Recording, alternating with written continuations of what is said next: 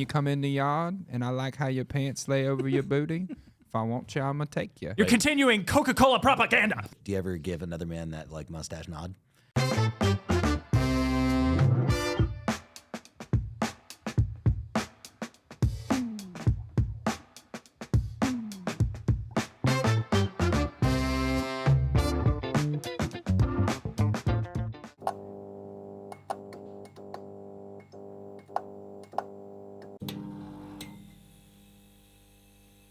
Men have a weird thing with mustaches. Yeah, You know how women wear makeup for other women? I think mustaches are for other men. Yeah. I think. Well, mustaches are. Yeah, it's. Do you ever give another man that like mustache nod? So Like a man that has a mustache, and you're like, I see you, Because like and you see me. I have mine, and like, hey, we're in the same club, but like yours is way better than mine. That's a nice stash. So we were at the airport and we were talking about people because we were people watching. Will you grow a mustache? I'll do my best. Fucking please do. I can see it Mine coming looked in. like yours before I grew it in, and it just went boom. You mean before the testosterone? That's true. I did go on Clomid when I started my mustache Yeah. also. So we were talking about people, and we were like, who's the most dangerous motherfucker in here? And it was some big old dad. Oh, all the security guys. Like we were talking about like if you're trying to get through TSA and picked a problem, like who of the TSA people would fight you, and they were all. And then there was like a dad. But like, there was a that different guy. one where I pointed at this dude, and he noticed me pointing at him because he was just alert, and I was like, shit. And so I just made I locked eyes with him, and I just went. Now it's a matter of I'm you. No. I pointed to my upper lip and went, and he was like, "Thanks, man," because he had a super nice mustache. Oh, you were too. giving him a compliment. Yeah, I you was were like, hey man, I can was like- enjoy that. Yeah, I see you. Yeah. I see you. You're seen. Yeah. Yeah, no, and that's he cool. and just immediately de-escalated the situation. I was like, "Oh, thank God, I came up with that real fast." I know. Yeah. It's amazing what happens like when someone gets like aggro, and you're just like, hey man, like we're good. You got a nice. And, you got Like how men beautiful eyes. move around the world. There's guys, and then there's like men. And like men, when we walk through the grocery store, like you're with your family in the grocery store, and like he's with his family, like you'll mug each other the whole. And like both of you are gonna go out and get in a station wagon and go home. You know what I mean? Like you both live in suburbia. Like neither one of you is about anything. Yeah, like, but are we about to kill each other? yeah. All right. Like, right. Have you ever heard that comedian? He's got like a Russian accent or something, but he's talking about. He said for the first time, he said, "Have your ears ever lit up, and you've turned your own music down just to hear like when you start hearing a couple argue, you're like, oh shit, I can hear them arguing, I can hear this fight, and so you turn your own music down." And he said, when I did it, it was two gay men in an argument, and he was like, it was the most beautiful thing I had ever heard because they both made sense. They were both on topic. They were both bringing up valid arguments, and they both argued until they reached a solution. And I had never heard anything so blissful in my life. And I was like, it's hilarious. You know what's? I've never Is that the seen, younger like Ukrainian guy? Yeah. I've never seen a gay couple argue. I would love to see it. I want to know what like a wanna gay know. I think it argument kinda is. goes like it that. probably is. Yeah. And to your comment earlier of like, you ever wonder who like the most dangerous guy is? I was just talking to my buddy who had been locked up for like 4 years in prison, and he was going, and I asked him, I said, I know what like not to do. Like I know what not to be when you end up in prison, which is like clearly you don't want to be that guy. But what's the crime to commit? Like when you're in prison, right? And it just got us on this rabbit hole that I'm going to share with you guys real quick. Is it King said? No, yeah. So that's I can only assume. Well, probably my thing was like, is it just? I can imagine like it would be a guy going to prison because he had like raped a bunch of grown men, but they had to be like what if you were like just like SF operators and like firefighters and like the manliest of men, like you were convicted like ex-convicts, like 26 counts of on like. They check your papers and they're like, these are dirty in a good way. In a good way. Like Jesus Christ, you like all the most masculine men ever. Stay away from that guy. Yeah. You know? And so, and he said, what was crazy is he said, I can't attest to that, but he said, what I can attest to is the one guy that you would not fuck with on the yard is the gay guy. Because that guy, the openly gay guy, because he said there were people that were gay, they were in prison, but they wouldn't let people know. But the openly gay guy, that dude knows how to fight because he's had to fight his entire life. And what you don't want to have happen is get beat up by the openly gay guy in front of everybody at prison. Yeah, and so that's he said fucking that true, is too. the most dangerous person to encounter to not get Did you along ever with. see And I the- found that was kind of Did you ever see interesting. the Booty Bandit? No. Oh, you really? I've heard of the Booty Bandit. There's but like I an don't know. old, it was like one of those, like before they did 90 Days In, it's like a Discovery Channel documentary where they're interviewing prisoners. And this guy talks about, he calls himself the Booty Bandit. And he's like, if I want you, I'm going to take you. There's nothing you're going to do about it. I vaguely remember this. It's like an internet meme now, but like if you see the actual episode, it's just 10 minutes of this guy talking about like, when you come in the yard and I like how your pants lay over your booty. If I want you, I'm gonna take you. But he's like scary looking, like that is terrifying. A thing of nightmares. that guy is the nightmare of like That you go is to jail, terrible. some dude's gonna turn your shit out. It's that guy. Like Yeah. I want you, and like you're in the shower, like I want you. I'd rather meet the Hat Man than that man. Anyways, That was a good intro Welcome to the the 2A Procast. oh, I don't have a hat on. I don't have a hat. You had a hat in here. Where did it go? Where? Yeah, I thought we had one up here. I don't know what I did. Guys, with it. please. No. Would you like? Do you want the guys, please hat? No, You sure? No, it's fine. Yeah, shout out Can to you put that Brandon on? over at Bulletproof Barbers. Bulletproof Barbershop. Yep, that. Yep. Bulletproof Barbershop. Oh, for your haircut? Yep, and I did the thing Yeah. that he hates apparently. I like texted him and was like, I can't figure out how to book you. So Oh I just yeah, texted yeah. him. He doesn't. Yeah, He I didn't don't- respond to me. He just booked me, and I got an email that he I had know. booked me. Yeah, he does that. He does that. He does that for me. Yeah, I just cannot. I don't know why. I just cannot get behind the organized fashion of creating an appointment with a man who is appointment based only. And it's like the only thing he There's wants to. something completely wrong with me. Yeah, yeah. That's why I don't go to the doctor either. for I don't real. know if I should be friends with you guys now. Like you I make- was hearing the stories about back then. I don't know if I should be friends with either of you, Do you right make, now. Do you make doctor's appointments now? Who goes to the doctor? All right. Yeah. All right. Yeah, We're fine. Then we can be friends. Yeah. Yeah, none of us go to the doctor When's your around last here. dentist appointment? I go regularly. Yeah, every 6 months. Yep, it was within the last 6 months. 2017. Do you see these pearlies? My shit And- looks straight.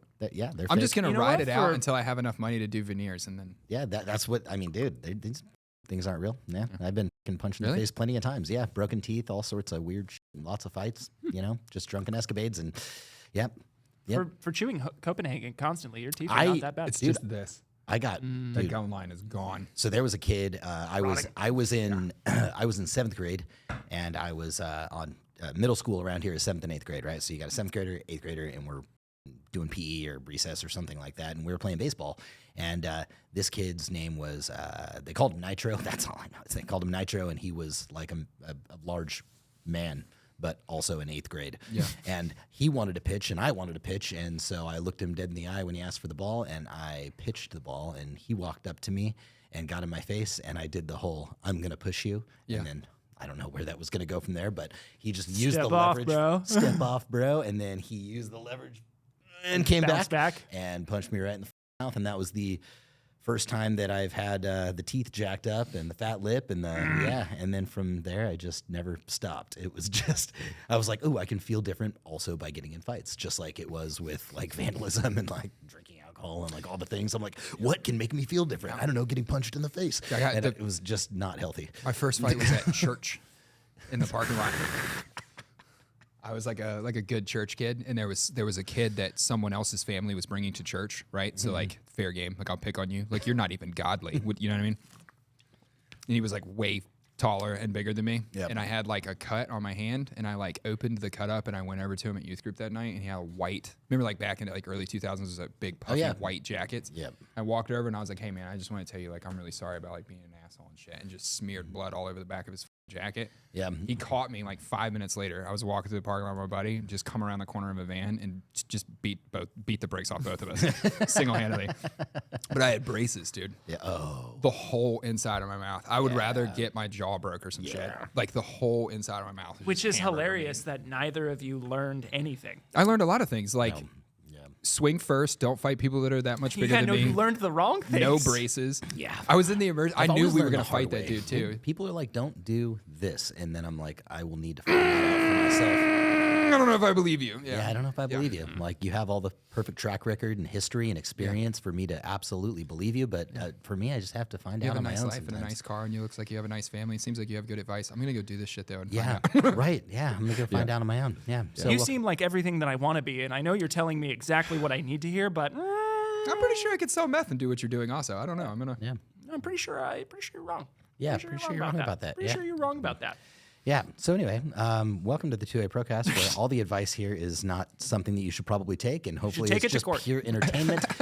We are not responsible for anything that you may do to don't go out and vandalize or any of the things that we've been talking about. Jordan Peterson says you should be a monster and then learn how to control it. You know what? That doesn't mean vandalism. That was the monster part. I just had that conversation with somebody last night. Like I was talking to a guy last night. It was the same guy that had been to prison. And I said, man, I'm just going through some stuff right now, and I went to the VA for some stuff yesterday, and I was talking to him about I feel like there's this monster inside me, and he brought that up. He brought that same Jordan Peterson clip up, and he was like, dude, I said, I got to get rid of the monster. He's like, you don't, but you have to control it, right? Because we all need that. Because what happens, and he brought up some weird example of what happens if somebody drops a nuke in Georgia or something, and we have to be prepared to do the things that we need to do. The monster has to be there to be able to come out, but it's up to us to learn how to control that. And I fully believe in that. And that, my friends, you can take to the bank. I mean, I genuinely do believe in that. You should be able to be woken up at 2:00 in the morning by your wife, who's sitting in bed looking at you frantic because she just heard the front door open or a window creak, or you should be able to go from sleeping relaxed, comfortable in your cave to beat a man to death with a golf club. Yeah, you should have that in you. Mm-hmm. You just shouldn't spray paint cars. Yes, yeah, don't do bad things. Yeah. Yeah. Unless you're 13, and then do what you want. Yep. If you're not part of the Discord, get in the Discord, 2A Discord. It's hot, it's popping, it's locking, it's dropping, and there is a link down below in the description. There's of course a thing that we do if you want to start a business in the 2A. That's enough out of that, and there is a link in the description for that as well. It's mighty fun. I do want to start the podcast with an FFOTD that is a fun fact of the day for all those that are not aware. And the fun fact of the day is it's very relative to this. You may already know this. I just found this out this year, and this is we're right around kind of Christmas time, holidays, and so I figured it would be fitting. Do you know the origin of Santa Claus? Saint Nicholas? I know Saint Nick was a real person that helped orphan kids, maybe? Right. Saint Nicholas helped orphan kids. Then there was also Klaus. Kris Kringle, who was he was a thief, and he would go down people's chimneys and steal from them. Apparently, he was like a chimney thief. He was a chimney sweep who would also steal things from people. From what I gathered. Never thought of that. Yeah, so that's all you need is a grappling hook and a rope. So you have Kris Kringle, who was going down chimneys. I never thought of that. Let's do it. Yeah, and he was Kris Kringle was the thief, the guy that was taking things away through your chimney, and then there was Saint Nick, who was giving things to people, and they mashed those two things up and created Santa Claus. But do you know who created Santa? Do you know Santa Claus was a creation of a marketing campaign by whom? Coca-Cola. You are absolutely fucking right. Really? Yep. Isn't that crazy? Santa Claus was goons. They created Santa Claus. Yeah. They literally created Santa Claus. It was a way for to bring families together with Coca-Cola. That's and why. Say, hey, this is the depiction of Santa Claus is that jolly red man with the red cheeks and the Coca-Cola bottle. Jolly red cheeks with the Coca-Cola bottle, and that's why he's in a wearing red and a red suit, which is the Coca-Cola colors. Broke my brain too. Dude, you're blowing my mind. Mm-hmm. You're blowing my mind because I knew it was an invention of the modern world, right? But that's wild, dude. I've had actual debates with people on the philosophy behind telling your kids about it, and people are fervent. No, my kids are gonna know about Santa. It's important when you're a kid to know about Santa. That's like arguing my kids are gonna know about those stupid polar bears. You're continuing Coca-Cola propaganda. Right. That's wild, dude. Yeah. I didn't know that. That's a trip. I didn't know that either. I wonder how many other things in our life are just from 50s marketing campaigns. When we really figured out marketing and the TV existed, and all of a sudden you could give, I don't know how many people would you have in the U.S. then, 250 million or something. Everybody should probably. I know that there were in the 70s. I know when Reagan took office, right with and I just learned about this because of Carter's passing, right? And so it was all over the news. They were talking about the amount of people that were in the United States. I think they said there was 250 to 270 million people at the time and that was right on the threshold of late 70s, early 80s. So I can imagine it was probably maybe 200 million in the 50s. I don't know. Maybe, yeah. Well, I guess we just have World War II too. So there was a decent amount of. Right. I don't know how many millions of Americans. What? It was I don't World think War it was. Yeah, we didn't. It wasn't in comparative to other nations. We did better, but I know that we lost millions. It was I think the total was around 2. Wrong. Million? Really? Around I think so. If I remember the numbers. I just remember my grandma, my grandparents on my dad's side were World War II vet, you know, and like Yeah. I remember them talking about like you could feel the difference, like when it was all said and done, like you could see like towns like where there just wasn't men anymore. The young men just gone. Right. Yeah. Imagine like a small country town where like literally, you know, whole high school classes like went into the service, like it just didn't come back. The last living, the last living like member of like person that was in soldier that was in like the Pearl Harbor attack had just died too. Really? He was the last living Pearl Harbor dude. Did you ever see? We're so off topic today, but did you ever see that old? It was an old black guy that was a World War II vet, and he had like a Thompson submachine gun. And he sat on his front porch and smoked cigars. No. And they asked him like, "What keeps you alive?" And he's like drinking a PBR and smoking this fat ass cigar. And he's like, "PBR and cigars." And he's sitting there with a Tommy gun in his lap. Yeah. Different breed. I've heard you say this multiple times. We're very off topic. Yeah. When are we on topic? I think off I feel topic. like that's Off the point topic's of the it. new on topic. Yeah. That's really like what it that's is. the point of the that's point of the podcast, right? Yeah, It's just to sit be off here and have topic. conversations. I think we just get in here and press record and just talk. You guys, That's what it needs need to be. watch King Trout's video on the American propagandist. Okay. I'm Yeah, interested. I We'll forget definitely his check that name, out. but you guys should watch it. I'll send it to you. Maybe I'll put The link Santa down Claus below. thing is blowing my mind. Yeah, it's blowing I know. my mind. I know. Because I mean, let that go another 100 years, and that's religion, dude. I mean, that's kind of the point I'm making with I mean, like it arguments I've already had with other basically people. is. Yeah, it's like Right. people like religiously believe in Santa Claus, like they want their kids to. They will get in an argument with you if your kid tells their kid, and it's like it's a Coca-Cola commercial. Yeah. Holy shit. I know.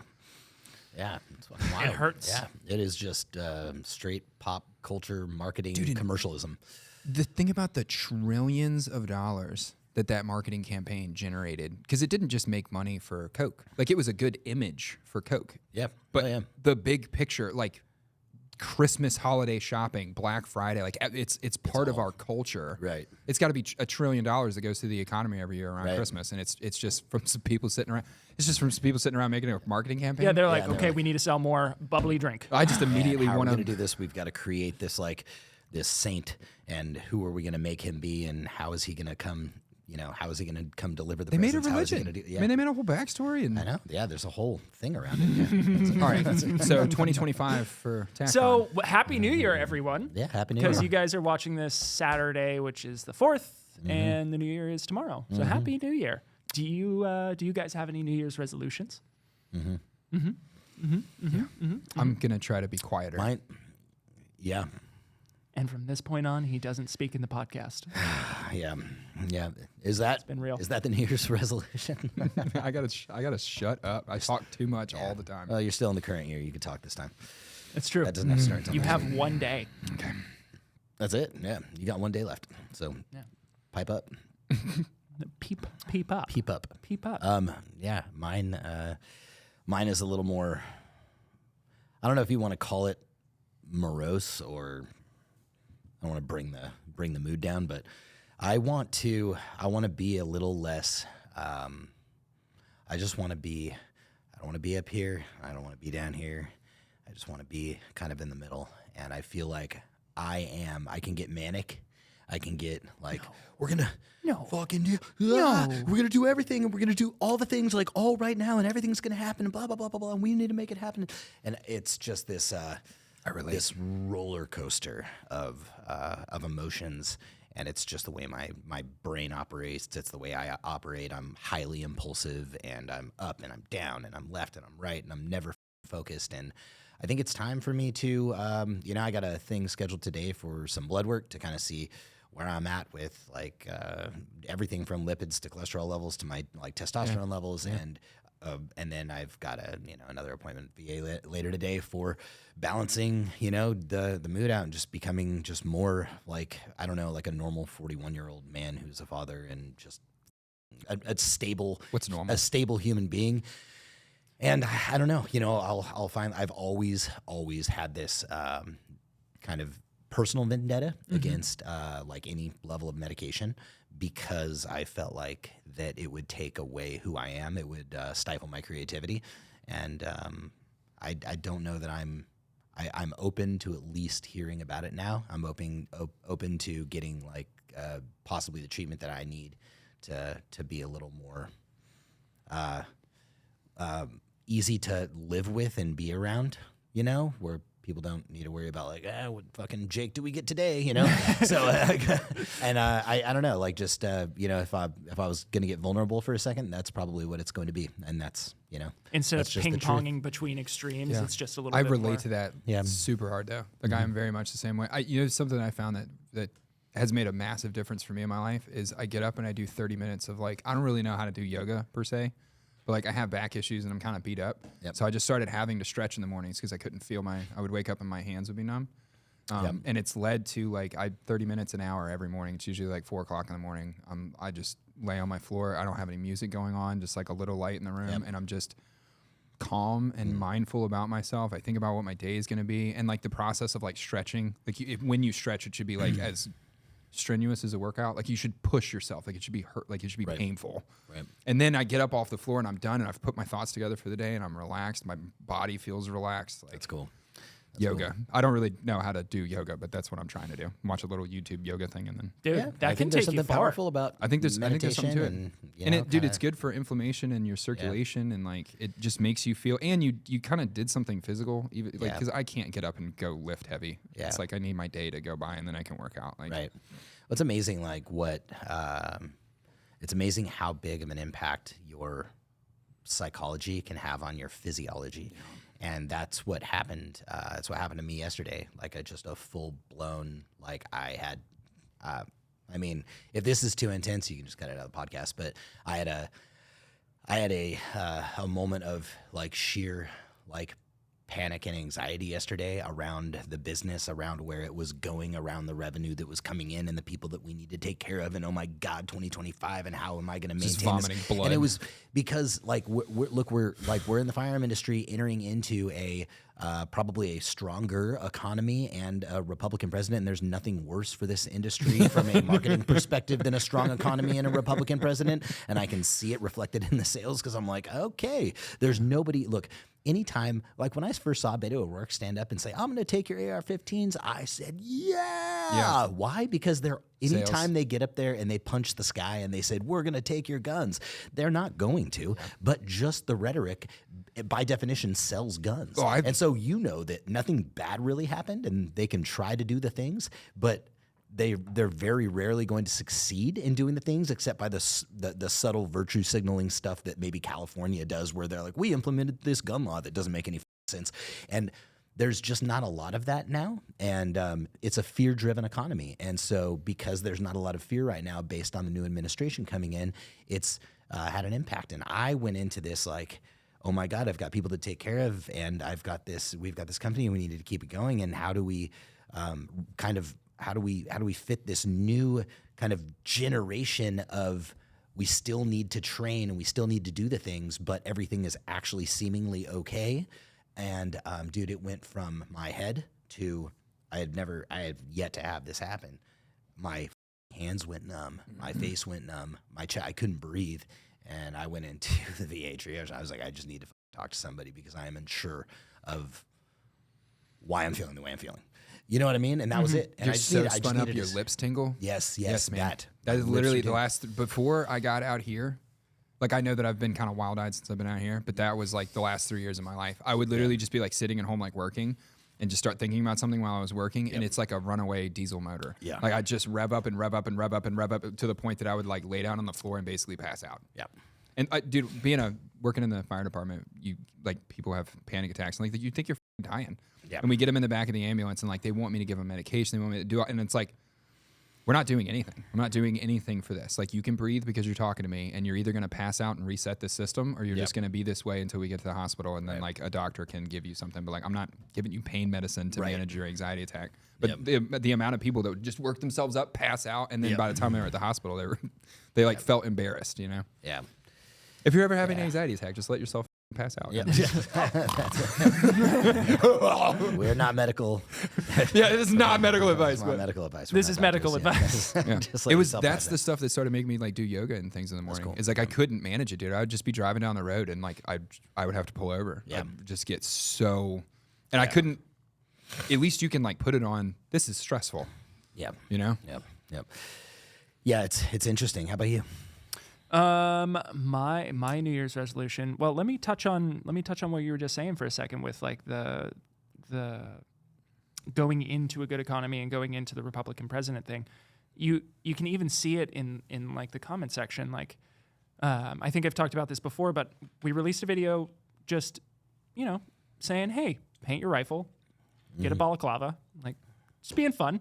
Yep. And the comments on that video immediately following the nomination of Trump was, "It's okay, don't worry, we don't need to prepare anymore. We won." We and won it's like, everything. Yep.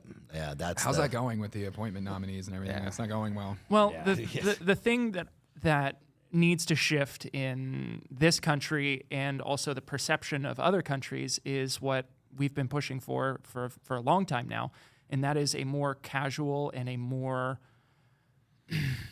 accepted view of firearms and firearms training. Like when we look at the Swiss, we did a whole podcast about the Swiss. We did. I did a lot of research into this Switzerland and how they treat their guns and how they treat their firearms, and they get the entire town together.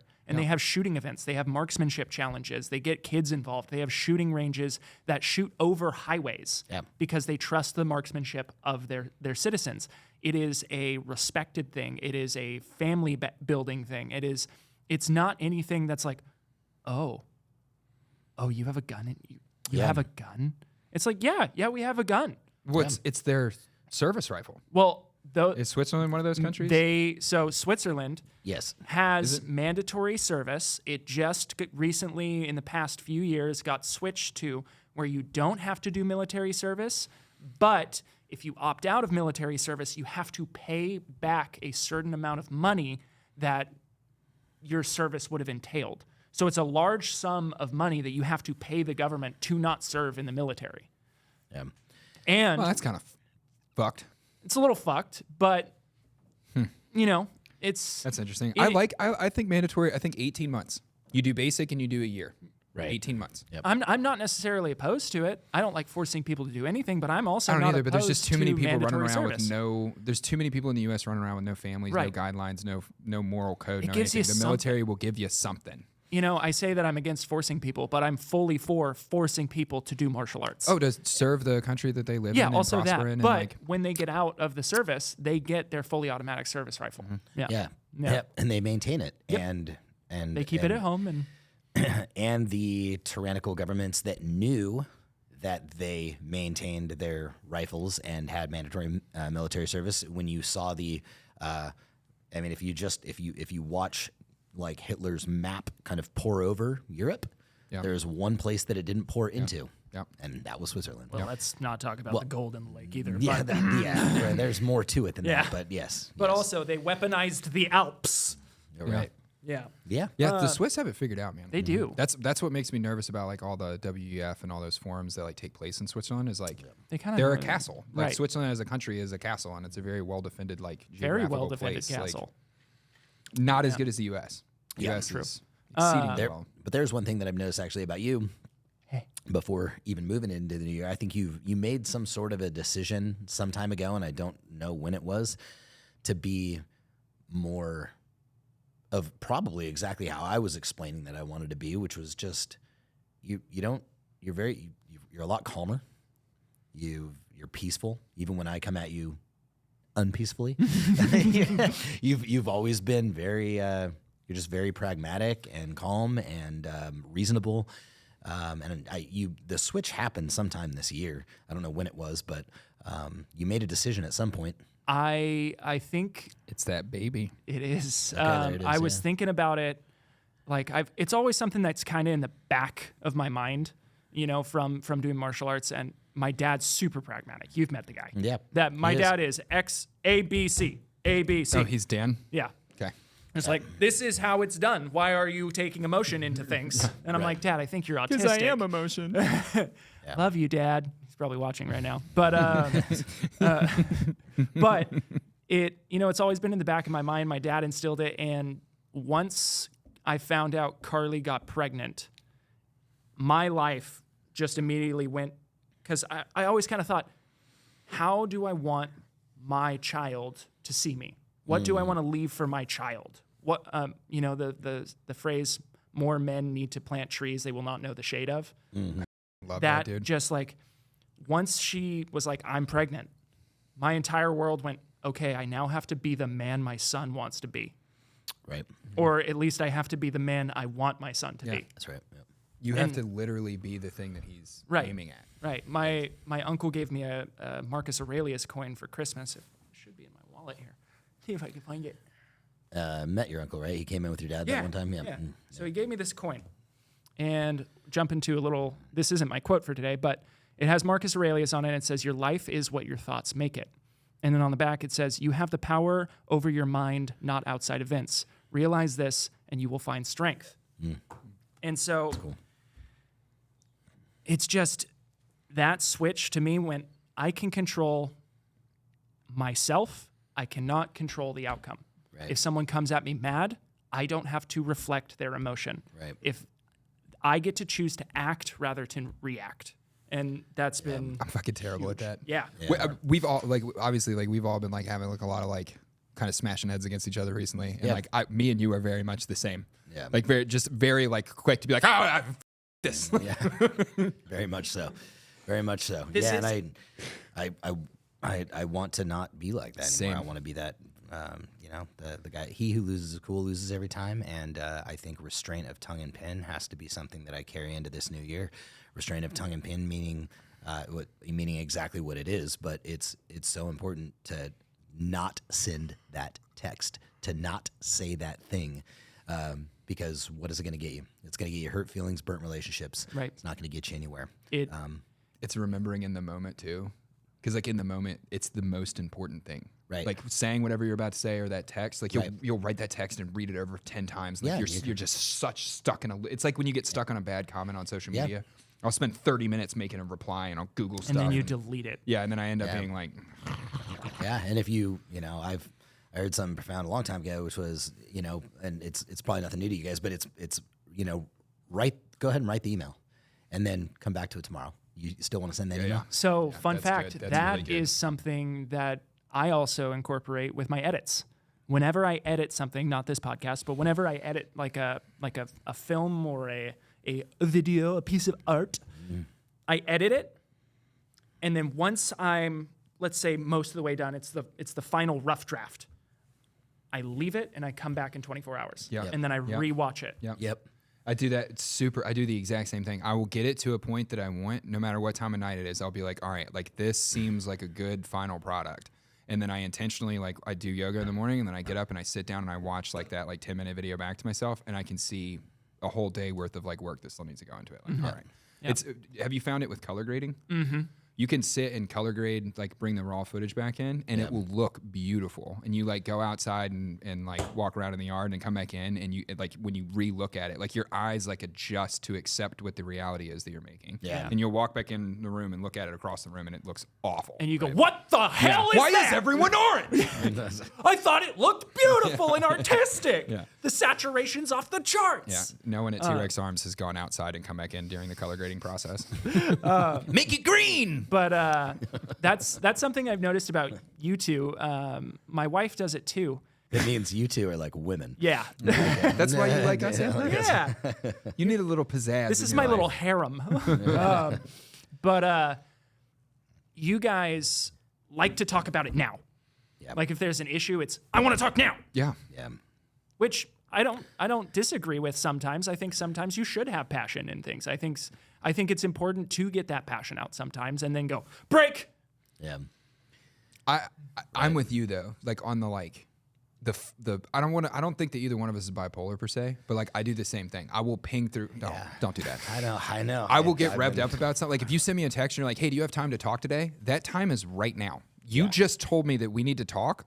You're either firing me, you hate me now. There's no way that this is a good conversation. Right, so let's just do it right now. Right. So I'm coming into that conversation already stressed, anxious, and you're literally going to ask me to go to lunch. Yeah. You know what I mean? You've got a 4-page document of why you shouldn't be fired and what you're doing. I drag a lot of emotions into things that I need to just wait and see what the fuck it is. Give it 24 hours. You want to talk to me this afternoon? Then that's fine. I'll talk this afternoon. Most of my stress is really predicated on events that have not even happened yet. I mean, it's just that this thing has not happened. It may not ever happen, but I have made it happen in my head, and the reality that I'm living in isn't reality at all. super It's not. It's just something that could exist. It's the perception of a thing that could probably happen, and I'm just like living in it like it is happening in that moment. It's crazy. Right. It's What's the crazy. line? Anxiety is fear and stress based off of something that doesn't exist.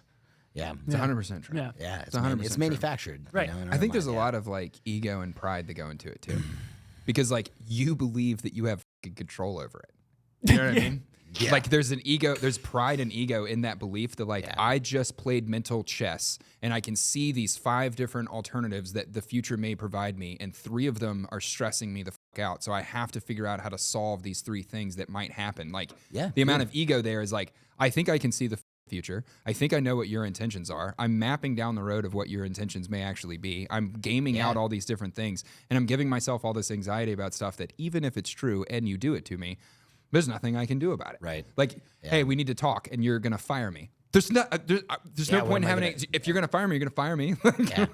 Yeah. You know how many times I've been like upset? You know what I mean? Like, there's nothing I can do about it. I've been, there has been multiple times where I've been like upset with like you guys for having done things that you haven't even done yet. Like I was like, they're just probably going to do this, and I'm gonna get mad about They're it. gonna Right me. and I like it's like Right now, they're thinking about it. Yeah, and been there, man. And then there's ego in that too. It's like the fact that we can even assume that people are thinking about us as much as we think they're thinking about us. Nobody cares about you, dude. They're thinking about themselves, dude. My You know what I mean? uncle. They're fucking waiting for, the half the time when we talk to each other, we're waiting for our own turn to talk and wondering what we're gonna say, and then once we say it, we're only thinking about what you thought about what we said, and like it, you know what I mean? Like, It's not true at all. Humans are such a funny creature, man. It's my uncle said something really good. He's been on a really good life journey this past like year and a half, and he said something at Christmas because we were talking about life and family and how our families have all been messed up and just things going on in life. And he said something that just is hilarious. He goes, "Life happens the way it happens because it happened that way." I hate. And I was like, You can't argue with that. and he said, and then he looks at me and he goes, "And it happened that way because it was supposed to happen that way because it happened that way." Because it happened that way. And I was like, it's so good.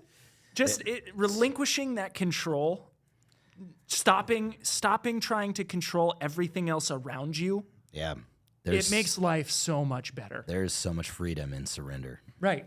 Yeah. Like if you or anyone in this office came in today and was super pissed off about my work and what I'm doing, and cool, okay, it doesn't have to affect me. I can take that in and go, hey, am I doing something wrong in my job? Yeah. Like, obviously, clearly you should have some introspection, but like you introspect, and if it's not actually something valid, just go, okay, yeah, I'm going to keep doing me. You have fun being angry. Yeah. Right? Anger only hurts the one holding the anger. That's very true. Yeah. Yep. 100%, man. Yeah, it's that old adage that resentment, how does it go? It's hold on, let me not f this up because it's kind of a cool quote. It's okay. I'll put the Jeopardy music. Just put the actual quote on. It's seriously. Yeah. Resentment's like drinking the poison and expecting the other person to die. Yeah. Oh, that's good. Yeah. I mean, it really is. good. So, yeah. I have found that one of the most frustrating things with being a parent is that like I'm able to look at this little person and hear the things that older people have said to me in my life. Like I've always made it a point to like listen to my grandparents or like an old guy that lived in the neighborhood that like I kind of liked the way that his life had gone. Like I want to know your philosophy. Yeah. And like so I have really introspective good advice to give my kids that I cannot apply to my own life. You know what I mean? Oh, yeah. Yeah. Like I will say things to Macy all the time and I think like I need to teach myself to do that too. Yeah. Yeah, and that's but that's also the beautiful thing about being the teacher. It's like there's this ladder that you climb in the pursuit of knowledge and being an expert on a thing or being proficient at a thing, even if it's your own interpersonal stuff. And that is, and I'll totally butcher this, but it was I read it somewhere and it was profound, but I'm gonna butcher it. And it was you like read it to learn it, you do it to understand it, and then you teach it to become ultimately proficient at it, right? And so when you get to that level of like, if you want to be an expert in something, the thing that you think you know how to do, that you do on a regular basis, once you learn to teach it, once you get into that teaching realm, whether it's that interpersonal, emotional, psychological, spiritual stuff, or if it's even like training with a gun, right? Once you get into that teach mode, that's where the knowledge truly kind of comes through and comes out. It's 100% true. Right. Trying to teach someone is. I learned that with EMS in the fire department, because I'm a blunt instrument that breaks things. So like the firefighter side of stuff, cutting you out of a smashed car, like that, it makes sense to me. It's just how my body works. Yeah. But the EMS stuff is like stress management, and then being able to like think clearly. Like I'm trying to help you in a really bad moment, and it's a bad moment for both of us. Like I'm just as stressed as you are, you know? When I started teaching EMS classes, that was when I like actually like all of a sudden I'm on calls, and I actually know the confidence came to be calm because I actually knew what I was doing. Where before I had like a playlist, like I had a set of things that I was going to try to do, and I'm trying to remember step 1 through 10. Whereas like once I was teaching it, I was able to it's like you explain it through different ways, because there's people asking you questions and you start to see it in different ways. Right, and like that's exactly what happens. Something about, because you learn how to like you get in your car and you start your car. You don't think about it. It's just a thing you do. But it's the second you have to explain to someone the step-by-step process to unlock it and open the door and sit down, and like all of a sudden now like you can see the pieces of what you're doing and then apply it into those situations. Like I think being a teacher is I was in a professional writing. Super important. I was in a professional writing class at UC Davis. It was like a business writing class, and they taught you how to write an email. They taught you how to write instructions, and when they gave everybody had a project at the end of the semester, and that project was to create an instruction manual for somebody that knows nothing about the thing that they're about to be using, and create it from absolute scratch so that a 5-year-old can pick it up and do the thing. And naturally, I just got out of the military, and I was like, I know how to break down an M4 or AR-15, and so my entire thing was done on, and this is at Davis with liberal professors and everything, and I even went up to him, I said, listen, man, I'm like kind of only good at one thing, and it's this, and I know it really well. Can I just like give you an instruction manual and create this instruction manual on how to break down, field strip, clean, put all back together in AR-15? And he was, yeah, man, go for it, you know?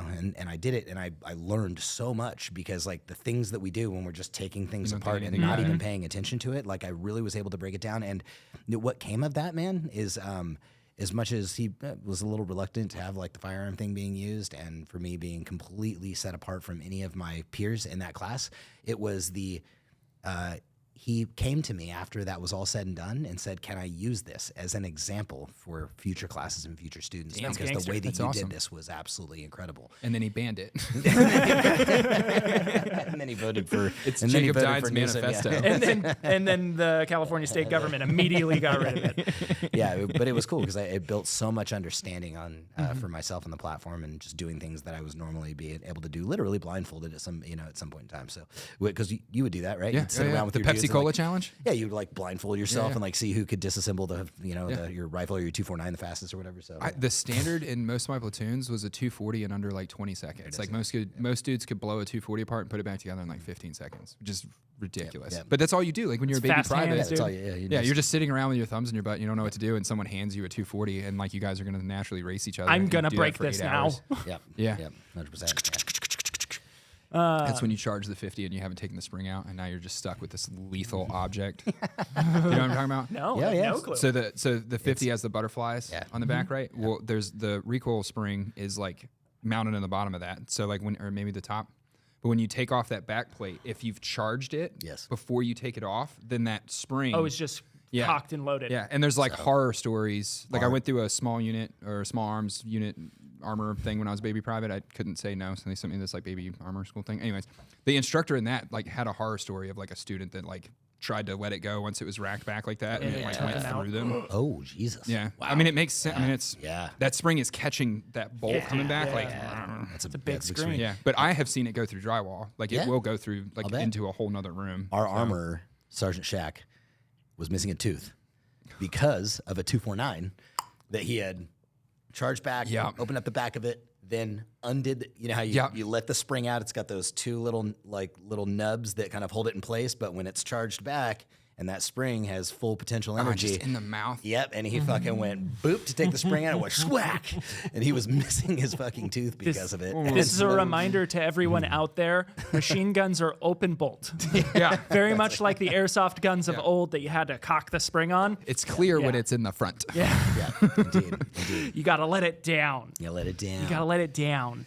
Yeah. So my resolution, can I add one thing real quick? Yeah. Something that came to me that I wanted to say is to you guys. I personally have been trying to live like this a little bit more. Maybe you guys will like it. Maybe you guys won't. I've started to kind of look at life and I examine it on the bounds of if I die tomorrow or if anybody else dies tomorrow, am I going to say, I wish it would have been different? Yeah, man. Yep. Like if tomorrow said person dies, am I going to go, wow, I really wish I would have said this. I would have done this, right? It kind of plays off the quote or the speech. I forget who it is. I'll try and find it and put it in here. But it's this guy and he's like, when you're on your deathbed, imagine all your dreams and all your talents surrounding you, and they're looking at you saying, we came to you to give us life. Kind of that same. Damn, that's really good too. Yeah. He said, but imagine, if you will, being on your deathbed and standing around your bed, the ghost of the ideas, the dreams, the abilities, the talents given to you by life, and that you, for whatever reason, you never acted on those ideas. You never pursued that dream. You never used those talents. We never saw your leadership. You never used your voice. You never wrote that book.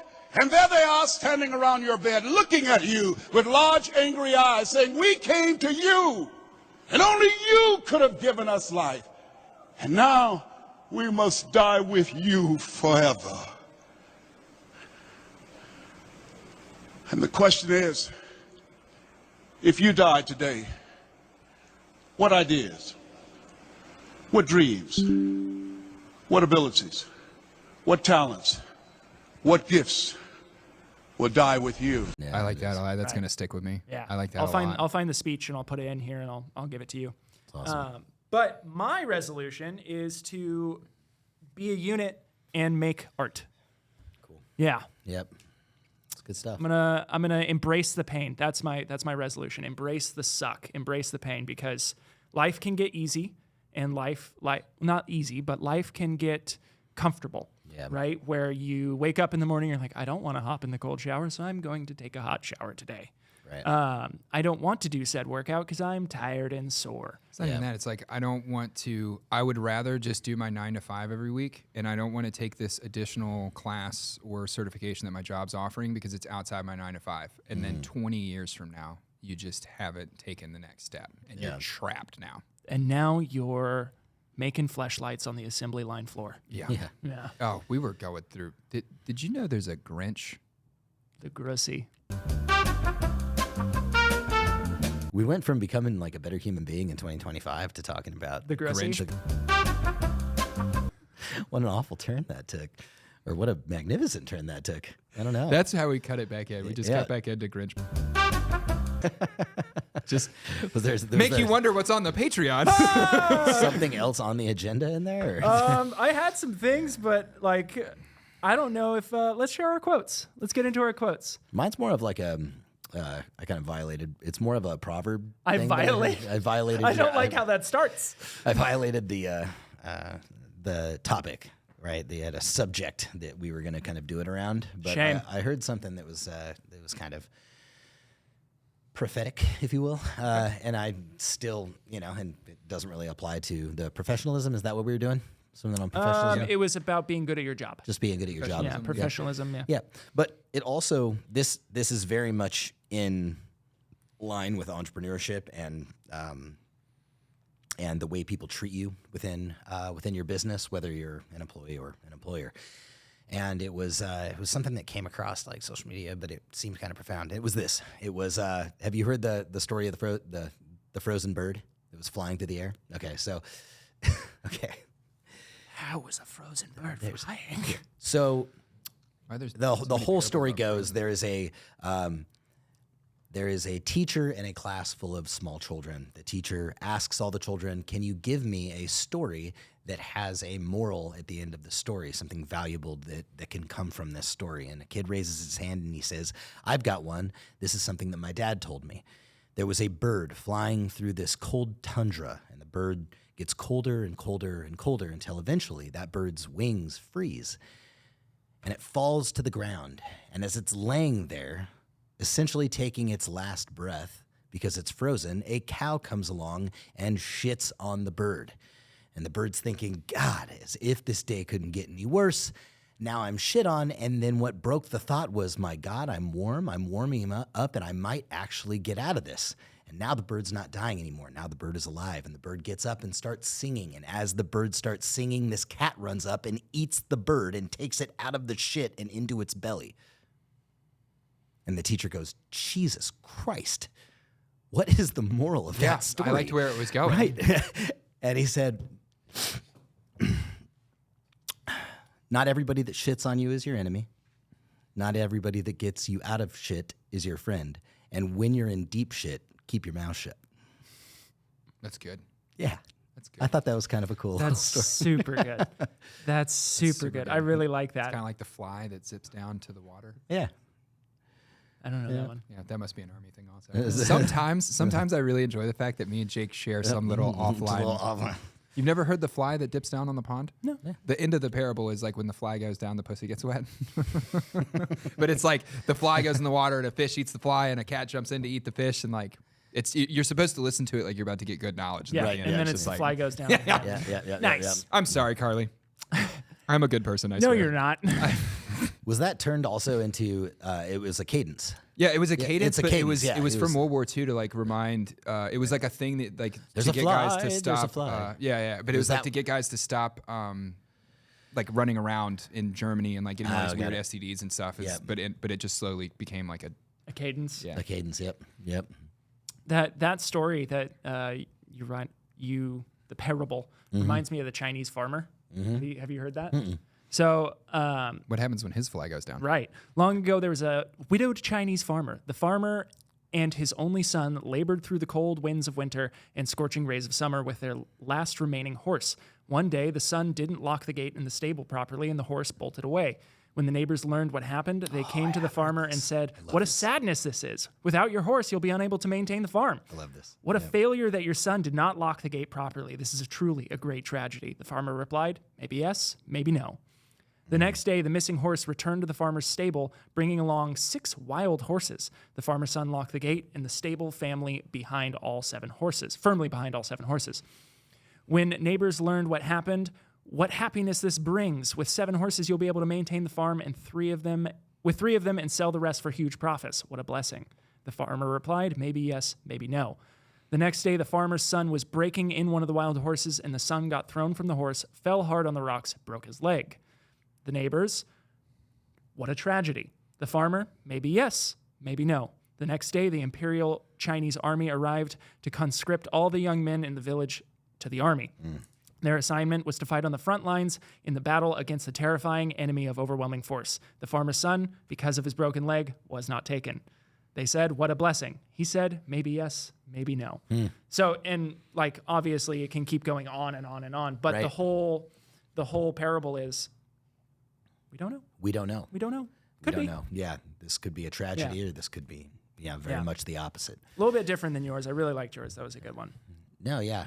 As soon as you started saying it, clicked I was with like, you? I've heard And that then before, immediately yeah. you were in a mental blank. You're like, I know. I know this. I know mental this. blank.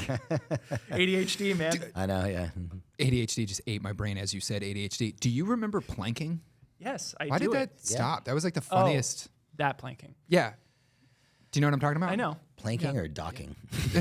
No, it was like circa 2012. Oh, yeah. You would just plank on things. Yeah, You'd but find a people thing. people planked on like the Hollywood sign and yeah. like skyscrapers and like people It would fell just- off of stuff and died and like yeah. It's probably they had because of that. Yeah. There was my first deployment in 11-12 deployment. There was signs everywhere about like not planking. Like it was like the army was like, the army, No like if you got planking. caught planking on something, it was a big deal. So like everyone was planking on everything. Yeah, it was Like, kind of like no skateboarding or skate. You know right, what I mean? right. The second you put the sign up, I have to plank on the thing that's holding the sign. I'm like, going to skateboard Yeah. right No where that planking. is. It was just out of all the internet trends to exist, like eating Tide Pods, and you know, what I mean, like planking was. It was like the last moment the internet was fun, and then it just got weird after Just that. laying flat on things. Just laying flat on things, and it was hilarious. Like people would do to the "You Don't Own Me" music, Right. Mm-hmm. It would say "Do not enter," and they'd like look back at the camera, "You don't own me," or it'd be like no. You know, whatever the don't do the thing is, and you were doing it Doing in the front of thing. the sign that told you not to do it. You don't own me. Yeah, that was the fun days of the internet for sure. It's over now. It's There's- gone. It's over now. There's one of those where the sign is like "No dogs in the park," and it's like playing that music, and like as it pans out, there's just this like thug black dude. Yeah, it's just like damn, if he's going to be a gangster. Yeah, My quote is, "The artist is nothing without the gift, but the gift is nothing without the work." That is Emile Zola. Don't know who that is, but it's a good quote. yeah, no, it is. I like it. I like it a lot. Because a lot of people will say like, "Oh, you're so talented. You've Yep. got a true gift." It's like, "No, you do not see the hard work. Yeah. You do not see the hard work." Yeah, it's that thing that you and I went over the other day when we were sitting in here that it talks about how, nobody wants the climb, everybody wants the view. You know, and it's I like that a lot too, dude. It's just it's so true. It's like everybody's envious of Where you're at. of where you're at, but nobody's envious of how you got there, and that goes right into everybody wants the view, nobody wants the climb. And, they just don't see the sheer pain that lies in between those 2 points. You can see it with all successful people. Yep. You get to a point where now people want to know your story. Like, how did you do what you do? And then like a successful, famous person will sit down and they will tell the story, and it's like inspiring up to a certain point, and then the general population decides that like it's the problems of the rich and famous, and they're like whining about stuff. I've always thought it was like Mac Miller is like a great kind of example of it. Like just came from nothing and was put himself together. He's my favorite like musical artist, is why he's on my mind. But like he got to a point where like people like hated his success, and it's so like strange to be like, is he you the could guy just that do the lines like same- 6 people up and says, "I want each of you to create a topic, and I'm going to completely off the cuff freestyle rap about the topic that you choose"? Or is that a different Mac? Okay, Yeah, got it. Okay. Mac Miller's a white dude from Pittsburgh. Is he a rapper though? Yeah, He looks like he's from Chico, I California. mean, he might have. He was very I good. think he's. I think I've seen him do freestyle stuff where he gives people. He'll just walk into like a random like store and line a few people up and say, "Go ahead and pick some topics." Mac and is I'm like gonna old. Like he's Oh, in then the it's not him. 27 club now. It's not him. There's He's another dead. dude Yeah, named. he's dead. Okay, never mind. It's another. Macklemore, maybe? No, not Macklemore. Jesus Christ, I would Macklemore not give shouldn't that guy count that as much an fucking artist. credit. No. So, no, I was. I didn't mean to completely derail your conversation, but And where are it's your super record label interesting. deals, huh? Yeah. Mac Miller is what's up though. Like that dude was that was cool. legitimately like musically like talented. There's a YouTube page called Tiny Desk Concerts, and it's like they bring hip hop artists on and they have to like perform their stuff, not acoustically, but there'll be like a piano and like some drums, and like it's more like music and not like a I've seen beat. that, Right. yeah. Mac is just it's the best Tiny Desk That's concert. good. He That's sings good 3 stuff. songs and they're the best, dude. That's cool. You gotta have you. I'm gonna send you 2009 when we're done with this. Yep. That song is like Please do. it will resonate with you. I like it. I like it. Quote. Oh, okay. Okay, so I really like Teddy Roosevelt, and I used to say this quote a lot to my soldiers when we were in the Army. I had to look it up today. Okay, so the best executive is the one who has sense enough to pick good men to do what he wants done, and self-restraint enough to keep from meddling with them while they do it. And I always thought that was like a really good thing to say. Yeah. I liked it a lot when I was in the service because I think good leadership is grooming other people to do your job. Yep. And it's just an Armyism in me. I know I'm moving on in 18 months. Whatever my life is, whatever I'm doing right now, 18 months from now, I'm not doing it. So I have to pick my replacement, and I have to teach him how to do what I'm doing. Right. And I liked that quote because like it's the most important thing that I could teach the guy coming in. Is like, if you're stepping into this role, you have to be a consummate professional at what you're doing, and then you have to trust the people underneath of you. And it's the hardest in the world because I'm either very good at what I do, and therefore I end up trying to do all of it, Yeah. And then I can never progress in my own career. I can never step into the thing I'm supposed to do next. Or I'm the guy underneath of you and I don't become a professional at what I do and I'm not trustworthy. And then you as a leader can't trust me. You have to do that job. And then again, you get stuck and you can't move on in your life. Like That's true. Yeah. we all share a responsibility to each other as like men, as employees, as leaders, as fathers. Like we're always supposed to be teaching the next generation down the lesson that we know and looking up at the generation above us to learn the next step for ourselves. And it's really easy for us to get stuck looking down, you know, or looking just where we are and never looking at the next thing in our life. Like, I think it's super important. And there's some happy balance between that and like me and you talking about inventing 55 problems that don't exist. Yeah. There's some happy balance between the two of like self-development and being able to look down the road some and then having anxiety. Like I had legit anxiety during the COVID years that like this Russian stuff with Ukraine was going to cause nuclear weapons to go off in the US. Like it was like keeping me up at night. Right. It's stupid. I can't do anything about it if it does. Like, Yeah. I mean, you know, and it goes right along with like exactly a good representation of that exact quote is, you know, us, all three of us essentially kind of working together, doing some level of like some semblance of media and doing the art. But ultimately it's up to you guys to do that, to present that to the audience. It is not up to me to approve it. It's up to me to establish my vision and what where I would love to see the brand go and where the company go, but also a bilateral conversation, which I listen to the things that you say based on what we know about the industry. I think this is where we need to go. And then getting the out of your way is really just where it needs to happen. It resonated right? You know with what I me mean? because of the conversation we were having last week where you were like, I was 50% of this. And I like, it bothered me. Like, that's true. Like, that's very true. And like, I felt like I had been unfair and like something that I had said in that conversation. And like, that was very true. Well, I appreciate that. And it was more of like, I think there was a lot of fear around, well, what if I'm not, you know, is involved anymore? And like, what if something happens to you guys? No one's going to want to see my ugly mug on social media. And then there's this like thing that goes through my head where it's like, they're going to get so big and popular that they're going to leave one day and then I'm going to have to get on social media and nobody's going to care about who I am. Who is this guy? Yeah. So dude, it's just this thing that I create in my, you know, head. And like the reality of that entire situation is it's absolutely 100% not true because I'm like way cooler than both of you combined. And it would be a blessing to the entire internet if I did take your place. So that's really what I worked through. Yeah. My ego, see? It's gonna my turn ego can be my amigo. Well, all three of us will run separate shows. We're all still friends. I am the only thing between you guys and just Jake's podcast of dick comments. I know that's very true. It's pretty true. If Nolan wasn't here, there would be no rock that this is built on. No, there wouldn't be. It would just be me and you sitting down, putting a Zen in, drinking a cup of coffee, and having anxiety for an hour and a half. And you're both yelling back and forth. I think that would be I love you guys. I think that would be hilarious if we just like carried an April Fool's joke out for the entire month of April, where we got in some huge fight like on our own Instagram channels and talked a bunch of shit about each other, like on the it happened starting on the 1st of April, and then we broke off into our own channels and started doing our own thing, and then created these hit pieces on each other where we just talked a bunch of shit. And then we'll get our feelings hurt. We like self-promote a bunch of like new. What you said. You could do that's actually like a genius idea. You could self-promote like other channels and Like brands. rap Like you could beef? grow something. Yeah, that's literally what rap all beefs it is. are. Until sometimes they're not. Until they're not. But most of the time, rap beefs are literally that. They're going to bring in a new artist and promote this guy because he said something to 50. But then you start looking into it, and it's like, well, 50 signed him to the Yeah, exactly. They're just because it's drama, dude. I meant to tell you guys. This is funny. So I attempted to just try to watch to be entertained that WWE documentary on Vince McMahon. Have you seen it? Yeah, Okay. I'm halfway through it. Okay.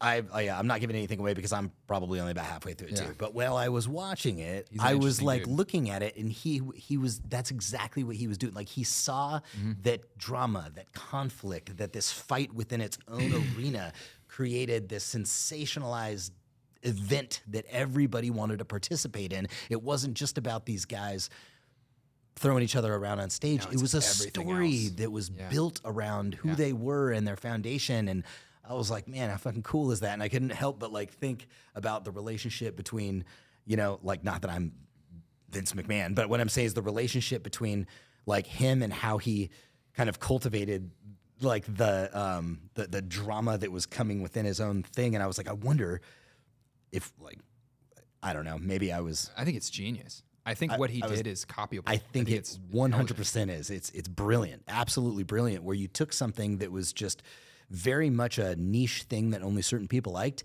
and you were able to bring it into the households and the homes with kids because these people were essentially characters. They took on a life of their own. Yeah, I thought it was. I think that's what good marketing. Cool.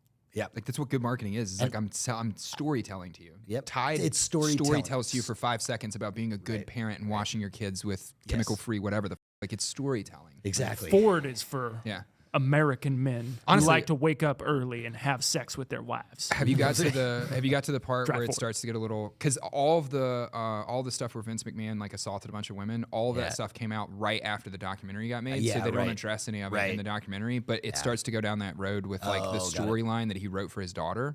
Have you got to that stuff yet? No, I haven't got there.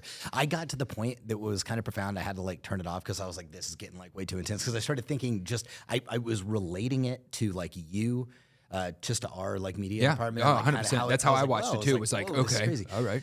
And characters. The thing that I kind of ended on that I thought was like pretty cool when he really kind of swung his dick around was when he knew that there was this like female wrestler, I think, if I can remember correctly, that like was not willing to lose, that wasn't willing to, I'm not going to tap out, even though you want there to be a new champion. And Vince was like, I run the show. There has to be a new champion. You're going to do this. And she was like, no. And he knew that he couldn't really control it. So he killed her. He went, so he went up to the ref and basically said, hey, you're going to count to 3 before she lifts her back up off that ground, and the other person is going to win. I am going to throw this fight for you. And the ref was like, what? And he was like, you work for me. Do it. And it just shows that like, he was the game maker. He was the playmaker. Yeah. And he went right to the individual that was going to, because once it was done in front of the entire world, nobody else can take it. She has to take the loss. He just counted to 3 with her back on the ground, and it caused all that drama. And I thought that was just. And you're telling me that they don't do that with the NFL, the NBA, and the MLB. Right. Yeah. Sure. That's why Brandon was cutting my hair today, and he was like, you like football, man? Like just trying to have sports conversation, you know? And that's what I said. I was like, I don't watch sports ball, man. It's just as fake as WWE. And like, it's not to take anything away from the athletes, and like it is an incredible amount of work that goes into being any one of those guys, even people you've never heard of. The amount of life dedication that goes into being on a professional team. Absolutely. But all of that being said, you're telling me away that from the athletic ability, just like I wouldn't take away from the WWE guys' athletic ability. Even but you're telling me the commissioner of the NFL doesn't make sure that season is spicy, interesting, and sells tickets? Yes, they do. Yes, they do. Absolutely. Yes, they do. Yeah, those close calls where there's a review and it goes up to the box, it's not the refs looking at that. There's someone else looking at that. Like, yep, 100%. And on that bombshell, I think bread and circus when I think NFL. Sports yeah. And there's nothing wrong with that. It just feels as fake as WWE to me. That's why I like the UFC a lot. Yeah. And if you listen to Dana White talk about the UFC, he saw Vince McMahon's kind of model and did the same thing. It was very intentional to create like the original UFCs are like very WWE-esque. Very much. Like they're very character driven. Like, well, I mean, look at how they bring those guys up on stage. I mean, there have been times where like you can literally walk up, and I mean, what's his name was a master at this. McGregor? Yes, McGregor was a master at that, of just creating and cultivating this drama. When it wasn't Poirier, it was who's the South American dude that he fought that he had a bunch of beef with? Oh God, I don't know. I can't do names. Damn it, I don't remember your name. But McGregor at that point like had 2 belts, and whoever it was walked over and like took it from, like just leaned over Dana White. You kind of see like Dana White kind of let him do it. Yeah. And then took the belt away from him, right? And then walked on the other side of the stage. And while you see these 2 dudes like just hate each other in front of each other and start talking shit and push each other and get physical with each other outside of the cage, you see Dana White's face and he's like smiling. I love this shit. Because that is exactly what needs to be happening right now. He doesn't want. You think he doesn't give him little kickers? Yeah. It's like, hey man. Hey, you guys did great in that press conference. Here's an envelope with $10,000 in it. Oh yeah. Go get lunch. Mike Tyson's bitch slap. Clap. To Jake Paul, that was probably a paid bitch slap. Right. Like the two, there's PR people that talked. He's gonna slap you. You're gonna shake it off, Yeah. and he's gonna get X, and you're gonna get Y amount of money. Yep.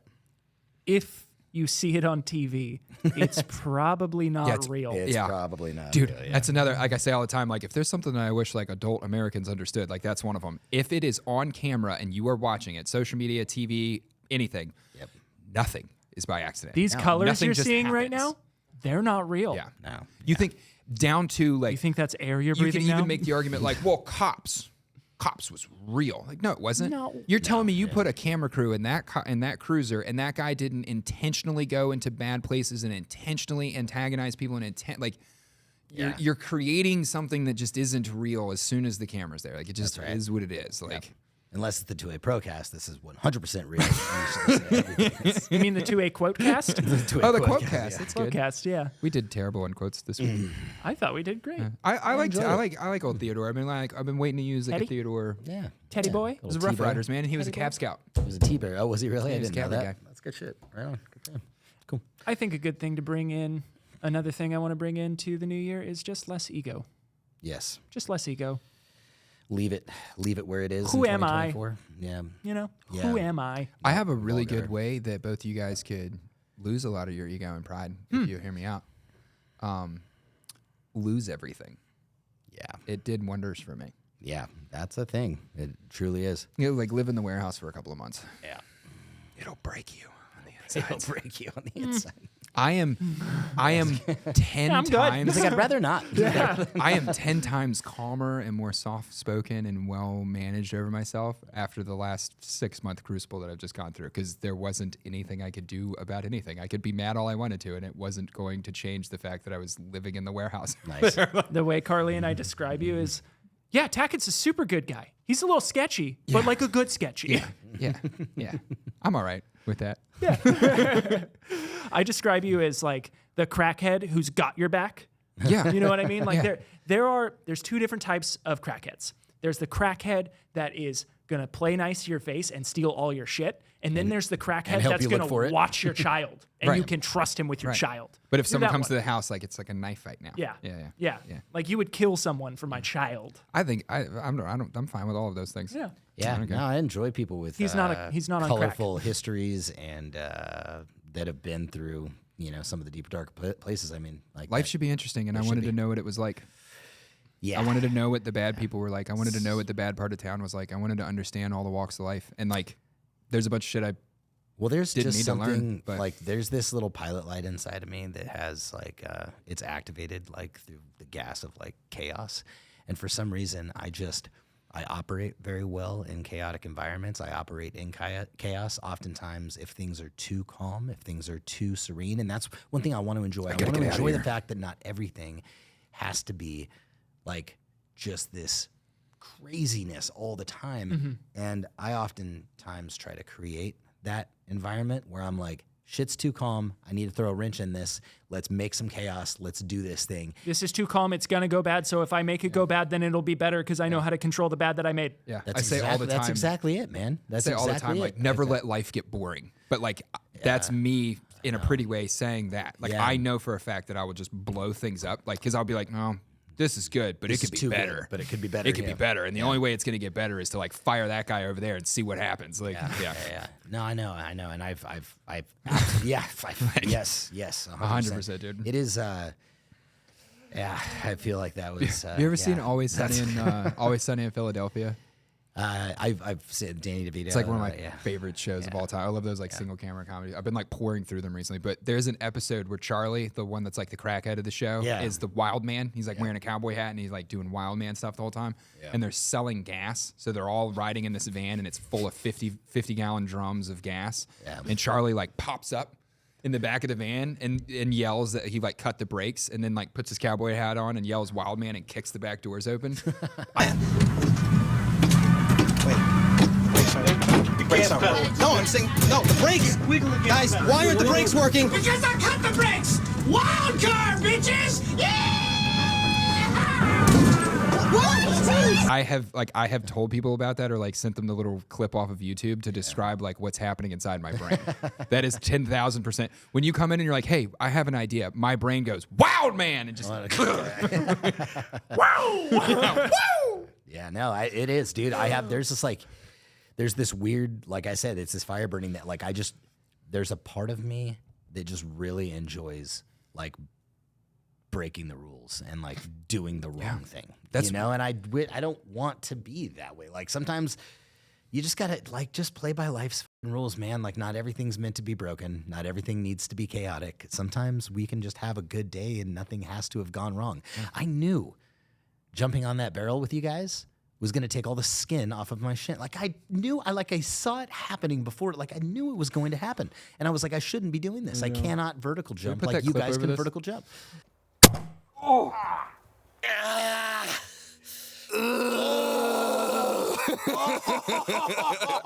And I was like, and then it happened, and I was like, dude, that's what I just have to do. I have to do the thing that I know is going to be painful, or like I can't sleep tonight. Have you seen the full unedited? No, it's hilarious, dude. I was living in it because you can hear it when you hit it. It sounds so bad. You hear this go. Yeah, but like when we were standing there, like I turned the camera on and was walking over there and watched you do it and was like, oh, what a baby. Like we're on camera, we're like, oh, what happened to Jay? It looked like you just missed your foot and like fell over. Yeah. In person, it didn't look like you did what you did. Yeah, I go to camera, it's thought unmissable, your toes just slipped and like you maybe hit your knee on the corner and it was like you hit that tendon and you're just like, ah, not a full shin rig. Like, huh. Shin rig, yeah. And then you pulled up your pants. I'm all, ah! Dude, it was what I loved. I just loved like watching, because I was in pain, but you guys were still doing the things for the camera. And so it was it was very reminiscent of like, I'm like rolling around on the ground, and I felt like George Bush was like at like hole number 3 at now whatever golf course he was at. And he was like, listen, if you participated in this terrorism, we are going to find you and we are going to kill you. We will be in your fucking homeland doing the damn thing. Now watch us drive. Yeah. Because it was more of like, you guys turn around, because you said, you go, look at this guy. He's in a tizzy. And then you looked at the camera and said, now watch this varial or whatever it was, this 180. And you fucking did a flip. And I was like, Jesus. You're like, you think you can do a 360 off the barrel? It's just like, it's just hilarious because like the unedited footage, like me and him are just the coldest humans on planet Earth. And like legitimately, I'm on camera and I'm like, dude, that looked like a shin rake, but I don't think it was a shin rake. And then you're like, I was like, oh, maybe it was a shin rake. Well, it was a good time. With that, we bid thee. Aquif.